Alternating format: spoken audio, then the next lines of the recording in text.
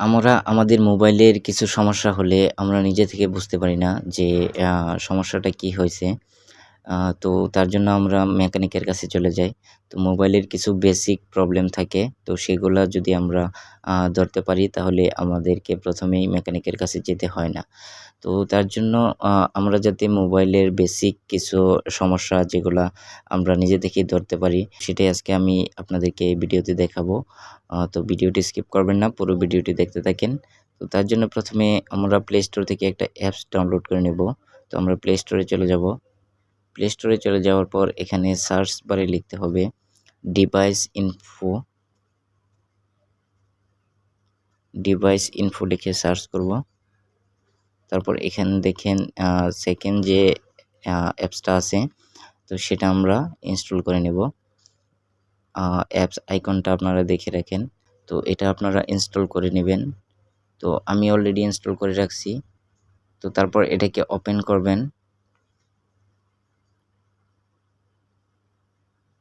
Open করার পর এরকম ইন্টারফেস চলে আসবে।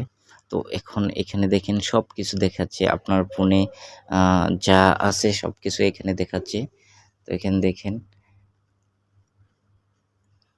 ইন্টারনাল স্টোরেজ, ব্যাটারি, সেন্সর কতটা আছে, অ্যাপস কতগুলো আছে। আমার এখানে ৩৬০ টা অ্যাপস আছে, সেন্সর আছে ২৩ টা।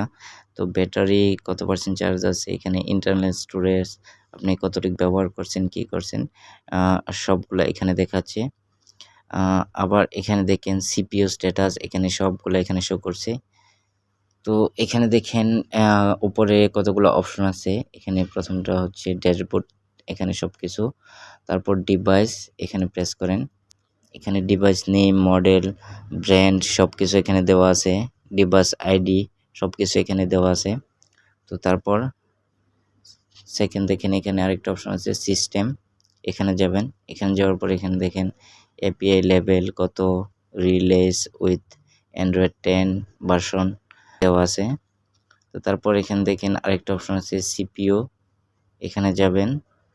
এখানে প্রসেসর, সিপিইউ সবকিছু এখানে আছে। তো আপনারা একটা একটা করে দেখে নেবেন। তারপর আরেকটা অপশন আছে এখানে battery, battery health good, level 84, status discharging. যেহেতু আমার ফোনটা এখন চার্জে লাগানো নেই সেহেতু এটা দেখাচ্ছে। তো এখানে দেখেন কত ভোল্টেজে চলতেছে সবকিছুই আছে এখানে। তারপর এখানে নেটওয়ার্ক একটা অপশন আছে, এখানে যাবেন। এখানে আইপি অ্যাড্রেস সবকিছু এখানে দেখতে পারবেন। এখন আমি যেটা আপনাদেরকে দেখাবো আপনারা কিভাবে আপনাদের মোবাইলের সমস্যাগুলা নিজেই চেক করতে পারবেন। তার জন্য দেখেন লাস্ট একটা অপশন আছে টেস্ট। এটা হচ্ছে খুবই ইম্পোর্টেন্ট। এটা আপনারা এটাতে প্রেস করবেন। তারপর এখানে দেখেন অটোমেটিক টেস্ট, উপরের অপশনটা অটোমেটিক টেস্ট। এখন এগুলা একটা একটা করে আপনারা সবগুলা এখানে চাইলে আপনারা চেক করে নিতে পারবেন। তো প্রথমত হচ্ছে ডিসপ্লে। তো ডিসপ্লেটা এখানে প্রেস করবেন। তারপর এখান থেকে নেক্সট। এখন যদি আমি এখানে টাচ করি তাহলে দেখেন সাদা হয়ে যাচ্ছে। তারপর আবার যদি টাচ করি তাহলে আবার রেড কালার হয়ে যাচ্ছে। তারপর আবার যদি আমি টাচ করি গ্রিন কালার হয়ে যাচ্ছে। তারপর আবার যদি টাচ করি এখন ব্লু। তারপর আবার টাচ করলে চলে আসবে।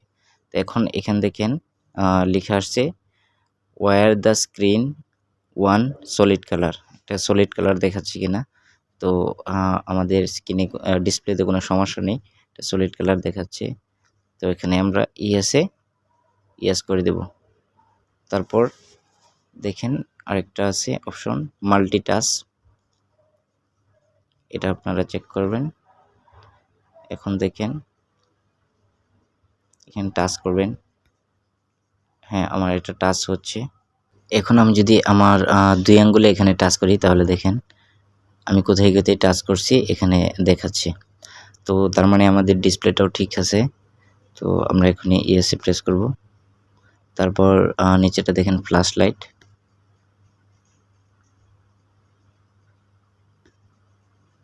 এখন দেখেন আমার এই ফ্ল্যাশ লাইটটাও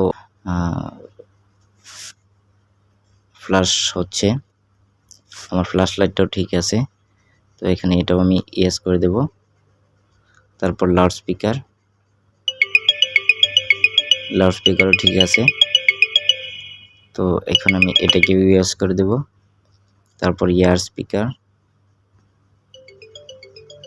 এটাও ঠিক আছে। তো এটাও আমি ইয়েস করে দেব। মাইক্রোফোন, এটা এলাও করে দেবেন। মাইক্রোফোন যদি এরকম হয় তাহলে তার মানে আমাদের মাইক্রোফোনটা সিগন্যাল পাচ্ছে। তো তার মানে এটাও ঠিক আছে। তো এটাও ইয়েস করে দেব। তো এইগুলা আপনারা একটা একটা করে সবগুলা চেক করে নেবেন। যদি কোনো প্রবলেম হয় তাহলে আপনারা নিজে থেকেই বুঝতে পারবেন। তো একটা একটা করে সবগুলো এটা চেক করে নেবেন। তো আমাদের বেসিক যদি কোনো সমস্যা হয়ে থাকে আমাদের ফোনের, তাহলে এখানেই আপনারা দেখতে পারবেন, বুঝতে পারবেন। তো আশা করি আজকের এই ভিডিওটি আপনাদের অনেক উপকারে আসবে। তো ভিডিওটি যদি ভালো লেগে থাকে তাহলে অবশ্যই লাইক, কমেন্ট, শেয়ার করবেন আর আমার চ্যানেলটিকে সাবস্ক্রাইব করবেন। দেখা হচ্ছে পরবর্তী কোনো এক ভিডিওতে। আজ এ পর্যন্তই। আল্লাহ হাফেজ।